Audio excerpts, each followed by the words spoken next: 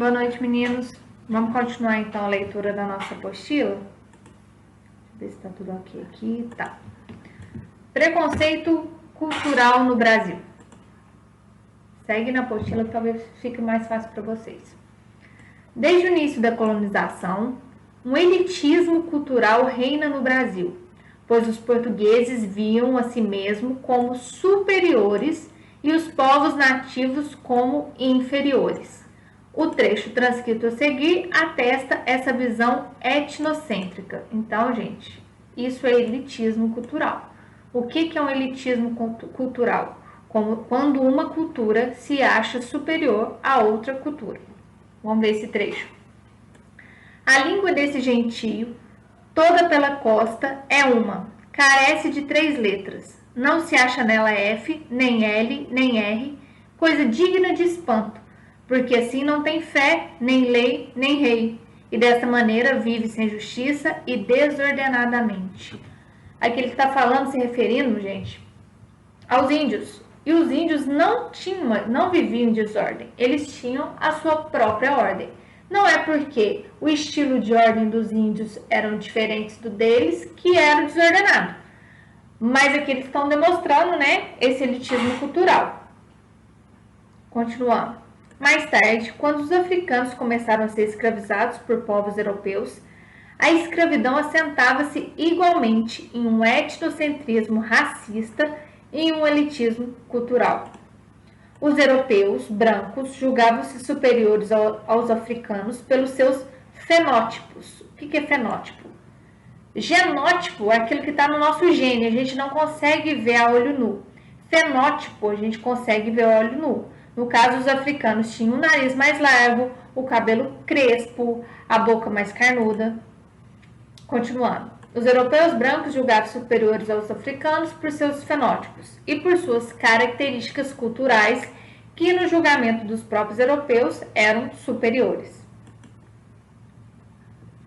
Os europeus tinham um sistema político governamental e com formação estatal, igual a gente estudou lá em ciência política, lembra da formação do Estado? Óbvio, né, que os europeus já tinham anos-luz na nossa frente, nas frentes dos africanos, né? Nessa questão do Estado, mas isso não quer dizer que eles eram superiores. É só um povo, uma cultura mais antiga. O Brasil só tem 500 e poucos anos. Se comparado à Europa, o Brasil é uma criança. Dominavam a pólvora, já tinha escrita, além de terem moeda e iniciarem o capitalismo mercantilista. O que é? Aquela questão de dinheiro, troca, venda.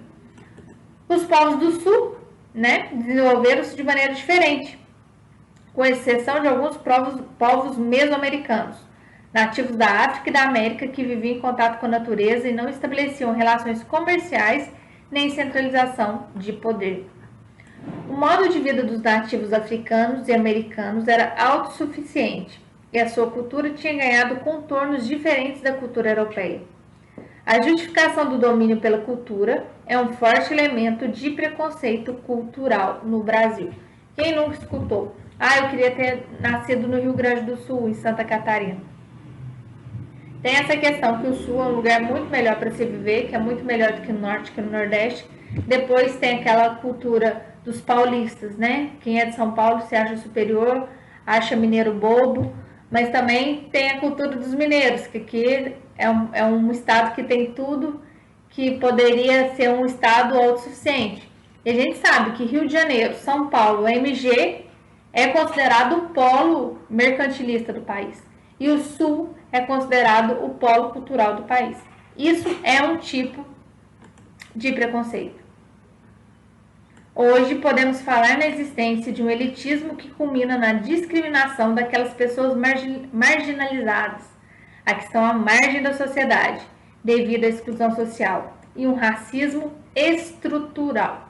O que é um racismo estrutural? Racismo estrutural é aquele racismo que você tem, mas que você nem sabe que tem, de tão arraigado que está dentro da gente. O racismo estrutural, muito forte no Brasil, é um tipo de racismo velado e indireto. Ele pode ser manifestado por meio de dados socioeconômicos. Esse tipo de racismo arrasta-se sorrateiramente desde a abolição da escravidão, que deu a liberdade por direito aos negros escravizados, mas não deu suporte educacional, econômico e de assistência básica para que aquela população pudesse organizar a sua vida. Imagina, gente, você é escravizado desde quando você era criança e de repente você está livre. Primeiro começou com a lei dos sexagenários, né, que maiores de 60 anos eram libertos. A maioria desses escravos com 60 anos, que já estava cansado de trabalhar na lida, com 60 anos, na verdade, tinha força de uma pessoa de 90, nem saía das próprias fazendas, né? Era uma lei morta, lei para inglês ver. E depois teve a lei do ventre livre, mas nesse caso também a lei continuou morta, por quê? A criança não ia sair sozinha, né, caçar seu rumo, costumava querer ficar com a sua família de origem. Depois, quando todos os escravos foram libertos, eles foram jogados, assim. Isso motivou a criação das favelas como a gente conhece hoje, porque ele não teve nenhuma assistência para começar a vida. Continuando. Teorias que apontam para uma democracia racial, como a de Gilberto Freire, somente reforçaram a ideia de que estava tudo bem quando não estava. A gente sabe, né, gente, que não existe uma democracia racial no país. Por não possuir um regime de apartheid, o que é apartheid, gente? Separação, né? Tipo, branco aqui, negro aqui, como houve nos Estados Unidos. O brasileiro médio, né, em especial a população branca, o que é o brasileiro médio? É o brasileiro mediano, aquele que tem um acesso a mais ou menos uma cultura, estuda mais ou menos. O brasileiro médio, ele nem é tão, entre aspas, burro, nem tão inteligente. Ele é o brasileiro médio, cresceu acreditando que havia oportunidades iguais para negros, brancos e indígenas, quando na verdade nunca houve e ainda não há. Isso não é discurso de esquerdista, isso não é discurso de petista, é fato. Isso da gente vê que essas oportunidades elas não são iguais através de estatística. E quem sofre com isso diariamente são os negros de classe baixa. Esses aspectos atestam que existe uma direta relação entre desigualdade social e diversidade cultural. Vamos lá. Diferença entre diversidade cultural e desigualdade social. Em termos de estrita interpretação, diversidade cultural e desigualdade social são completamente diferentes. Desigualdade social faz referência à diferença entre as classes sociais e aos rendimentos de cada classe. Dinheiro. Diversidade cultural faz referência à vasta quantidade de culturas diferentes existentes em nosso território. No Brasil, a associação entre os termos desigualdade social e diversidade cultural é possível, pois apesar de nossa diversa formação cultural, a exclusão social apresenta-se como um fator de exclusão que se manifesta majoritariamente por meio da diferença entre as diversas culturas que formam a população brasileira. A gente sabe, né, gente, como a nossa cultura é rica, como a nossa cultura é diversa. E como a nossa desigualdade social é grande. Vamos lá. Diversidade cultural. O que é divisão no Brasil? O Brasil é um país que apresenta dimensões continentais. O que quer dizer um país com dimensões continentais? O Brasil é um país tão grande que ele parece um continente de tão enorme. E por isso possui uma extensa diversidade cultural. Quanto maior, mais diversidade, né, gente? Olha a diferença da cultura aqui de Minas com a diferença com a cultura lá do Amazonas. Desde a colonização pelos portugueses e a chegada dos escravos africanos, nossa terra sempre foi destino de muitos imigrantes, italianos, africanos, japoneses. Assim, as colônias japonesas, alemãs, italianas e povos de outras nacionalidades são responsáveis direto pela mistura presente na nossa formação de cultura. É uma mistureba danada, né, gente? Que faz a gente ser esse povo especial que a gente é. Eu acho o máximo essa diversidade cultural.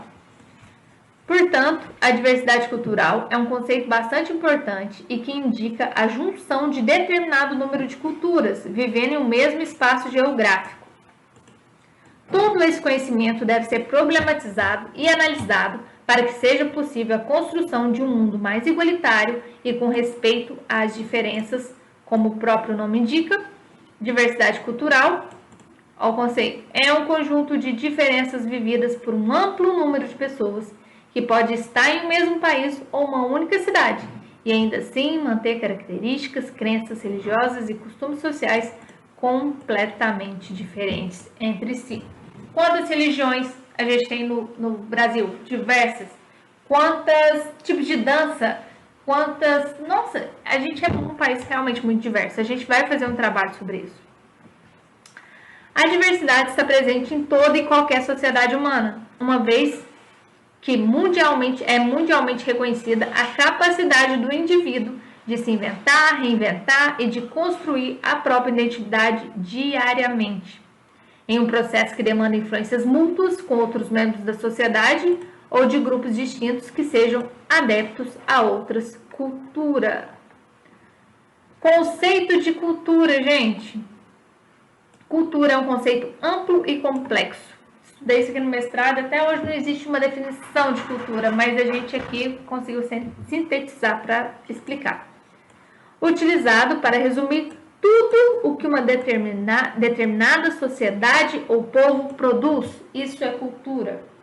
Dessa forma, língua, religião, ritos diversos, músicas, danças, comidas, costumes sociais, tradição e até mesmo a relação de casamento, nascimento ou morte fazem parte do que se convencionou chamar de cultura. Por exemplo, cultura para os japoneses, a cultura da morte, a gente chora, a gente enterra. A cultura de morte para os japoneses é um ritual de alegria, né? Que a pessoa foi para um lugar melhor. Então não tem essa tristeza que a gente tem, porque é a cultura deles. Quem tá certo? Nós de sofrer muito ou eles de acharem tudo lindo que a pessoa foi para um lugar melhor? Não tem certo ou errado, gente. São culturas diferentes. É muito comum haver um mal-entendido quando se fala sobre esse assunto. Não é difícil encontrar grupos, geralmente mais elitizados, que acreditam deter o monopólio da cultura, subestimando, assim, o estilo de vida ou costumes sociais de minorias divergentes. No entanto, cultura é muito mais que uma batalha de gostos e preferências. Vamos ver o conceito. Cultura é toda a produção de uma sociedade, independentemente de uma parte dela gostar ou não do que é produzido. Funk é cultura. Eu detesto funk, mas é cultura, independente se eu gosto ou não. Sendo assim, ela deixa de ser uma escolha arbitrária, ou seja, imposta de determinados grupos sociais e passa a ser um todo maior e mais inclusivo. Portanto, a diversidade cultural é o todo que permite e incentiva as diferenças dentro de uma mesma sociedade, que propõe um papel democratizante, de fato, para que todos possam ter seus espaços de direito dentro de um grupo ou de um país. Eu vou subir essa aula para o YouTube e eu vou enviar um questionário para vocês me enviarem na próxima aula. Qualquer dúvida eu estou à disposição.